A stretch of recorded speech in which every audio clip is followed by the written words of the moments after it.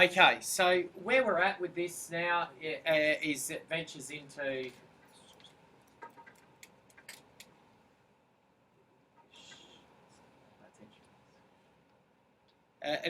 into further expansions, but the rules remain the same. If you can do with 5B, C, and D, if you can employ FOIL and you know how to use FOIL or expansion of the brackets, you could employ FOIL for all of them. You know, the perfect squares and the difference of two squares. I'll just go back to that. So you'll find that if you were to employ FOIL with these ones, that would work in 5D instead of using that equation there, Monique. Instead of using that equation there or that equation there. If you wanted to, you could employ FOIL there, but what we prefer you to use is the difference of two squares formula because it's quicker. Woody, Lee? And finally, you could use FOIL there, which is what you were doing in 5B. So 5B, C, and D is you can use FOIL all the time if you wanted to. It would still get you the right answer, it's just it would take you longer. Further expansions, it employs the same rules that you had before. Okay? So the rules that you had before was everything here has to multiply by everything here. Alright, so the arrows will indicate what's happening. The fact that the x has to be multiplied by the x squared, the x has to be multiplied by the plus x, and the x has to be multiplied by the minus 2. Here, the plus 3 has to be multiplied by the x squared, the plus 3 has to be multiplied by the plus x, and the plus 3 has to be multiplied by the minus 2. Notice my language. My language is saying the plus x multiplied by the plus x squared. The plus x multiplied by the plus x and the plus x multiplied by the negative 2. They're rules that we now know and we work with every day. It's stuff you couldn't have done possibly 8 weeks ago. Okay? So let's go through that one. X multiplied by x squared. Remember, we've got a multiplication in there. X multiplied by x squared, Jess, gives us what? Pardon? X cubed. Absolutely right. Monique, the next thing we do, we've done x multiplied by x squared. What's x multiplied by x? X squared. It's a positive x squared. And Taylor, the next one? Excellent. It's x multiplied by the negative 2 gives us negative 2x. Connor, what next do we have to do? The positive 3 times by the positive x squared. Excellent language. And that gives us? 3x squared. 3x squared.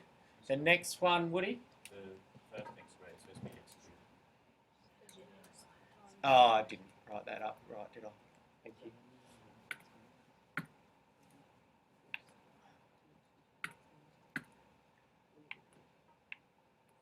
Yep, just told me right. So we've done that there. The next one, Woody, is the positive 3 multiplied by the positive x gives us 3x.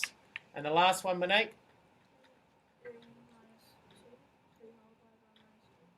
Yep, which is? Okay, what do we do first? We do the signs first. Signs, we've got a positive multiplied by a negative, gives us a negative. Then we do the numbers. What are the numbers? 3 multiplied by 2 gives us negative 6. Alright, what's the last thing that we do, Jack? Once we've done the signs, the numbers, what do we do after that?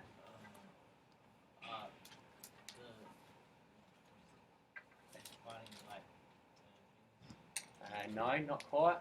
Garrett, we do the signs first, then we do the numbers, and then we do letters. Any letters that are there. Then we go and simplify. So, is there any x cubes there? There's just the one. What's the next thing we need to do there, Georgie?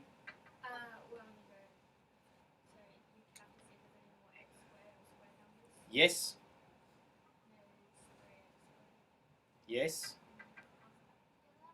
Yep. What does that give us? 4x squared. We've got an x squared here. Plus 3x squared gives us 4x squared. Good. I like to cross them off as I go so I know where I'm at. Nikita, the next thing? The x's should be numbers. So Yes.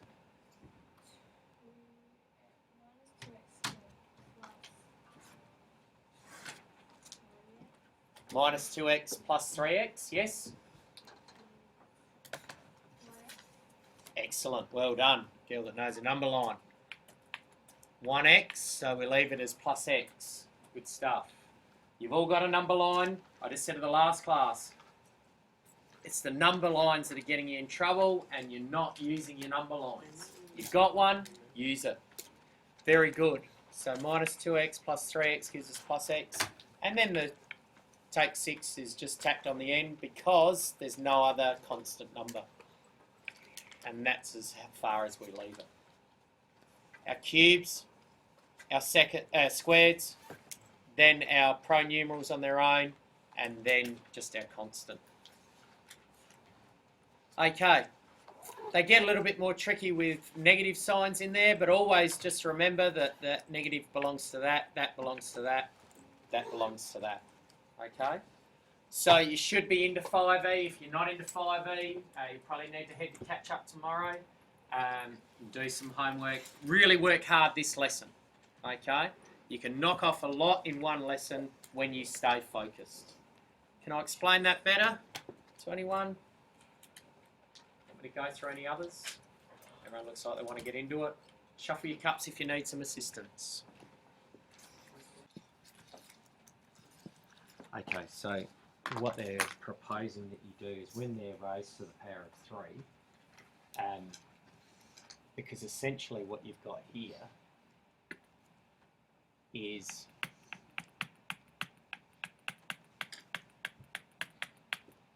that, isn't it? Alright? And what they're proposing is that instead of doing maybe FOIL here and then FOIL for that, they're saying x take 1 of squared. Now that's your perfect squares formula, isn't it? Yeah. Alright? How does the perfect squares formula go? Square the x and inside is square the 1. Yeah, so you've got x take 1 multiplied by the square of x multiplied by the square of 1. Alright? And then you're employing FOIL only after that.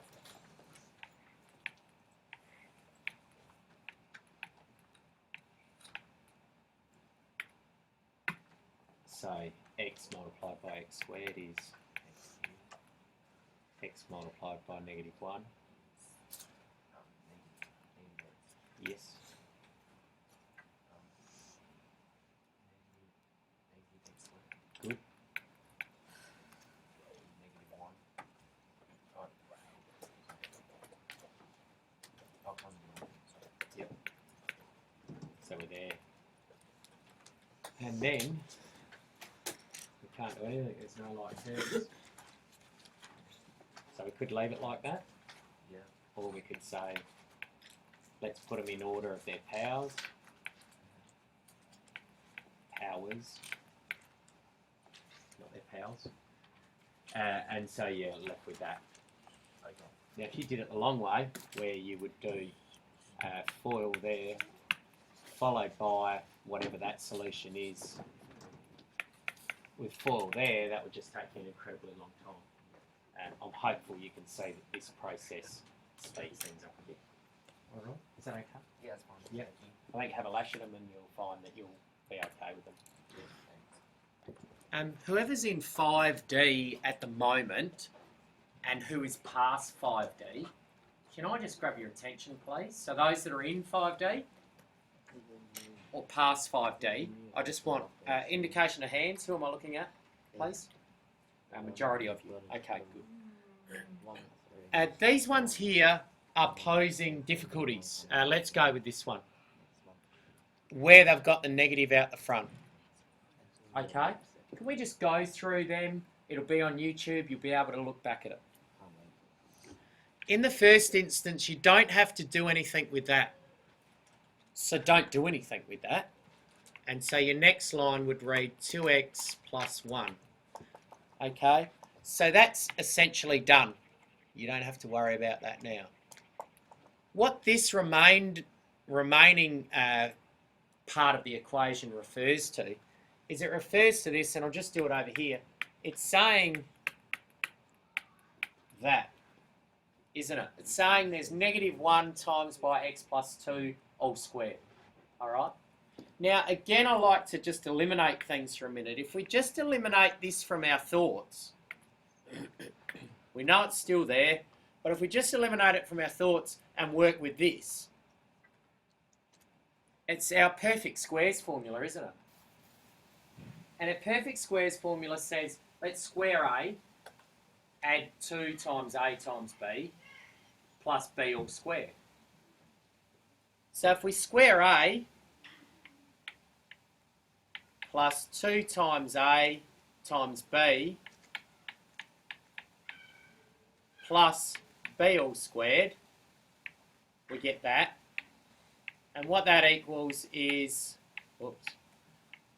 4x plus 4. Is that okay with everybody so far? That's what we would get there, and we're probably all comfortable with that.